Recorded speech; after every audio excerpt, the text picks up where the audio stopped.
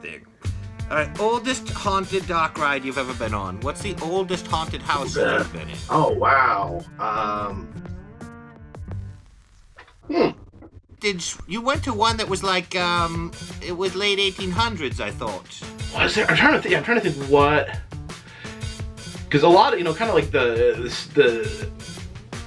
60s and 70s were kind of like the golden age of the haunted dark ride. There's a man by the name of Bill Tracy built a lot of the classic dark rides that are still around today. Is that when? I mean, a lot of them are really largely powered by electricity, and compressed air moves everything. They just have a huge tank in the back. So yeah, there's these huge tanks of compressed air lurking in the back. When did that start? I don't know.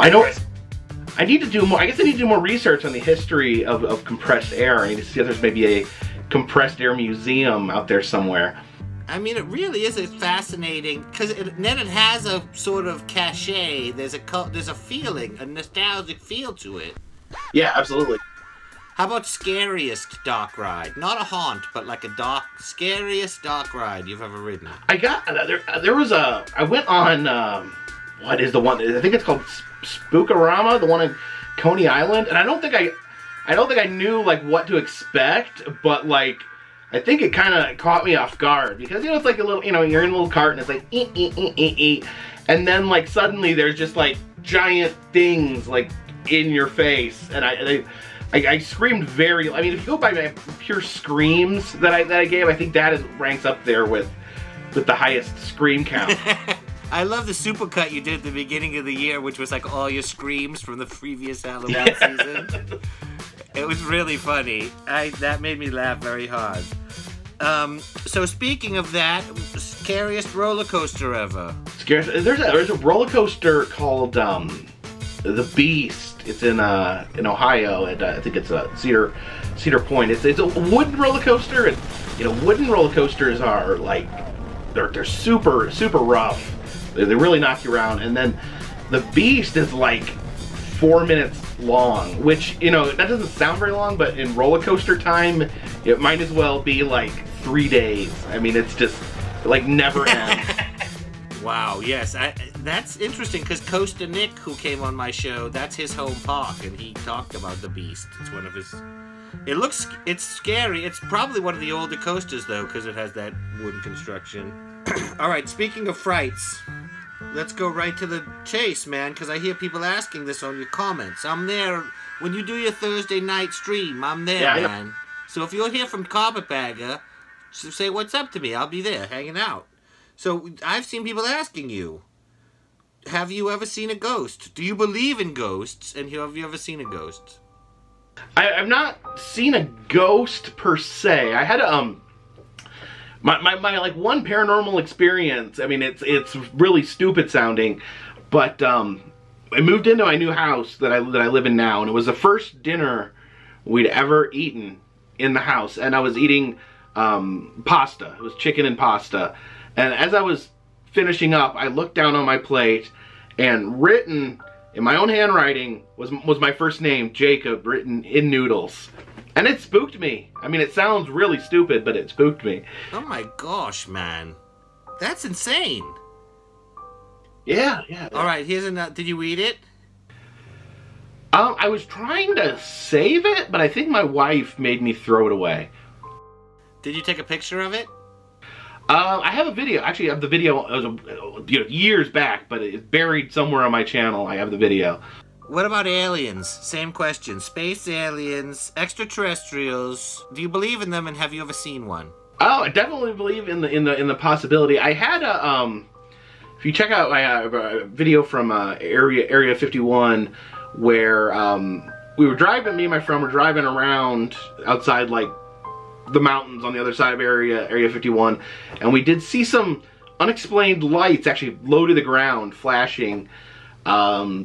What? Yeah, it was we were kind of like looking at the glow behind the mountain produced by Area 51, because it's the middle of absolute nowhere, so you knew the lights were Area 51, and it's on the, so you can see the lights in the video. There's like a little flashing red light along the ground, and this is like it's at a cow pasture. So okay, all right. something Now was. there's another video of you with a UFO. Can I, if I find that, can I put a little clip of that here? Yeah, sure. I wish you could see it as clear as me and John could, because it's like, almost looks like the Northern Lights. Almost has like an ethereal look to it. But yeah, there's nothing in that area, no towns or anything. Pretty much, that is Area 51. That is the lights rising off of Area 51. And it's a really spooky, eerie, kind of ethereal look to it. And geographically speaking, it is right where it should be. Yeah. Now, I just saw a red light flash twice right out here in this field, too. Oh my gosh. I did. It just flashed 2 times. I think I might have caught that. You might have, because out here from it, there's a red light just flashed 2 times. Maybe they could be freaking watching us from right here. You know they are. Yeah. Yeah, I think we need to take a look back at that footage and take a look and see that red light. That is really odd. I thought it was coming from the car, but it was not. It was coming from out in the field. This is going to be an action-packed video. I won't go on about it. Okay, I think we can both agree that Sasquatch, Nessie, and Mothman and stuff like that are not real. Am I correct? Well, I would definitely.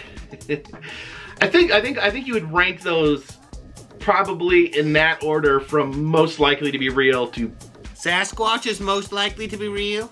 I think so, because the Nessie was, you know, there was the famous photo is an admitted hoax. And well, in the Sasquatch, the gorilla costume was a guy who had a gorilla costume. I mean, the Philip Morris costume company here in North Carolina claims that they were the ones that made the costume. Right, yeah, the guy who made it was like, hey, I totally recognized those fur pants and the shape of that mask. That's mine.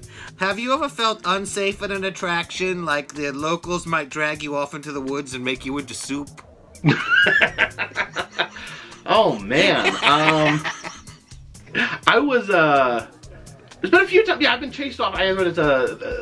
You were chased off? One a lot of people get a kick out of was, I found this, like, abandoned yard sale where it was, like, set up like a yard sale, tables out, you know, items to be sold, except it had clearly been, like, sitting there for years. Like, the VHS tapes had been, like, melted in the sun, like, and I visited there, and then I came back about a year later just to, you know, get an update on it.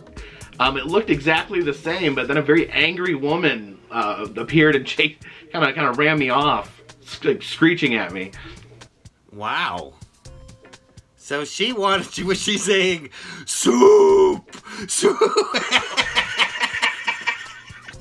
Wow, okay, so that sounds like that one's a yes. Yes. And here's another question. What do you listen to in the car when you're driving from state to state, and why is that our house band Ghost Cave? Seriously though, what do you listen to? Podcasts? Mostly podcasts, called Last Podcast on the Left. I listen to that quite a bit. And yeah, stuff like that. Cool. Have you ever been on a ride that broke down and you had to, like, climb down from the top of a roller coaster or something? Oh man, I don't think I've ever had the privilege of being extracted from a roller coaster. But you know, that's almost something that, like, for me, that I would kind of wish would happen, so that, you know, that's YouTube gold right there. What about Haunted Mansion when it breaks down? Have you ever had to get off of that and walk out? No, that's another thing I'd love to have a chance to do someday. Maybe just ride it until it breaks. Just maybe I'll make that a goal. I'll